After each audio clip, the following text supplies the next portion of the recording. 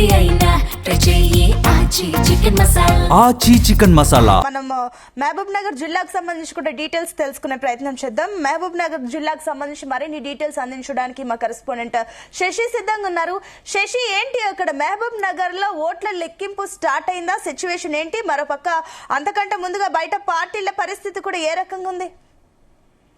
Good morning Sunitha. అయితే గత వారం రోజుల నుంచి కూడా ఉత్కంఠభరితంగా అదేవిధంగా ప్రచారం కొనసాగిన పరిస్థితి అయితే ఉంది. దీనికి సంబంధించి మొన్న జరిగిన ఎన్నికలు కూడా పూర్తిగా ప్రశాంతంగా జరిగాయి. అక్కడెక్కడ చెదురుముదురు ఘటనలు తప్ప పోలింగ్ కూడా ప్రశాంతంగా జరిగిన పరిస్థితి అయితే ఉంది. అయితే ఈ రోజు ఆయా పార్టీలకు సంబంధించిన భవితం కూడా మనకు రాబోతున్న పరిస్థితి అయితే ఉంది. ఉదయం 8 గంటల నుంచి కూడా ఈ ఓటింగ్ ప్రక్రియ అనేది కొనసాగుతుంది.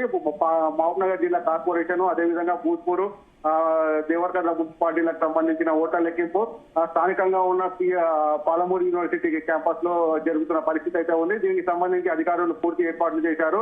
బ్యాలెట్ బాక్స్ కూడా మొన్న రాత్రియే స్ట్రాంగ్ రూమ్ కు తరలించిన పరిస్థితి అయితే ఉంది. అక్కడ పూర్తిగా భద్రతా ఏర్పాట్లు జిల్లా ఎస్పీ జానకి మేడం పర్యవేక్షిస్తున్న పరిస్థితి అయితే ఉంది.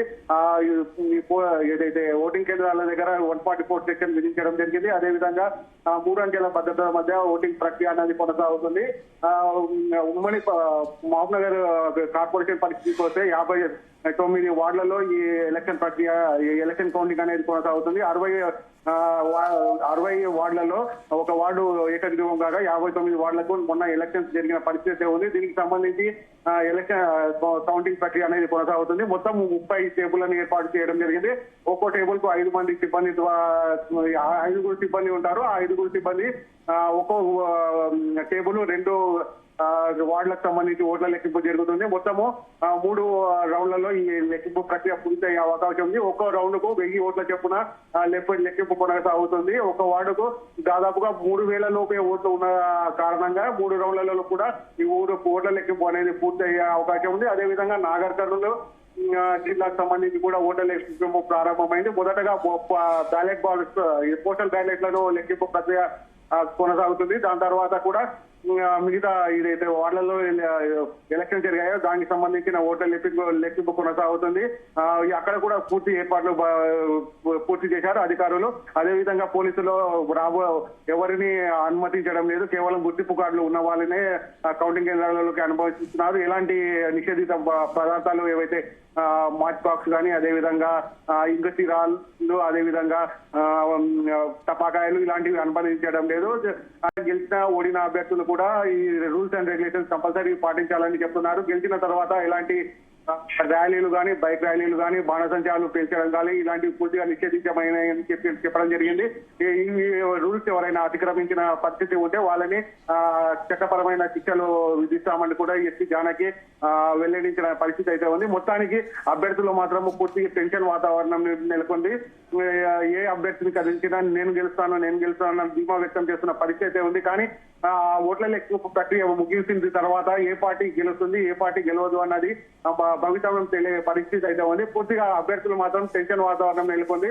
ఇప్పటికే మహబూబ్ నగర్ కార్పొరేషన్ సంబంధించి కాంగ్రెస్ మ్యాజిక్ ఫిగర్ దాటే అవకాశం ఉన్నప్పటికీ పరిస్థితి ఎలా ఉంటుందో అన్న ఆందోళన అయితే కొనసాగుతున్న పరిస్థితి ఉంది. ఈ మహబూబ్ నగర్ కార్పొరేషన్లలో ఇండిపెండెంట్లు కూడా కీలక పాత్ర పోషించే అవకాశం అయితే ఉన్నట్టు కనిపిస్తుంది. అదేవిధంగా నారాయణపేట జిల్లాకు చూసుకుంటే అక్కడ బీజేపీ తన హవా కొనసాగించే అవకాశం ఉన్నప్పటికీ అటు కాంగ్రెస్ కు బీఆర్ఎస్ కు మధ్య బీజేపీకి మధ్య టఫ్ ఫైట్ ఉండడం వల్ల అక్కడ హంగు ఏర్పడే అవకాశం ఉన్నట్టు కూడా మనకు వార్తలు చూసిన పరిస్థితి ఉంది. నాగర్ కర్నూలు అదేవిధంగా వనపర్తి జిల్లాలలో కాంగ్రెస్ తన హవా కొనసాగించే అవకాశం ఉంది. అదేవిధంగా జోగులాంబ గద్వాల జిల్లాలో ఆలంపూర్ నియోజకవర్గము చెల్ల వెంకటరామరెడ్డి ఉండడం వల్ల అక్కడ బీఆర్ఎస్ అదేవిధంగా ఎమ్మెల్యే కూడా బీఆర్ఎస్ చెందిన అభ్యర్థి ఉండడం వల్ల అక్కడ బీఆర్ఎస్ అనే అవగాహన కొనసాగించే అవకాశం ఉన్నట్టు మనకు తెలిసిన పరిస్థితి అయితే ఉంది. ఇది ఇక్కడ ఉన్న తాజా పరిస్థితి Sunitha. Right, thank you Sasi. So మొత్తం మహబూబ్ నగర్ జిల్లాకి సంబంధించి కూడా మనం ఇందాకే మా కరెస్పాండెంట్ చెప్పిన ప్రకారం అయితే విన్నాం.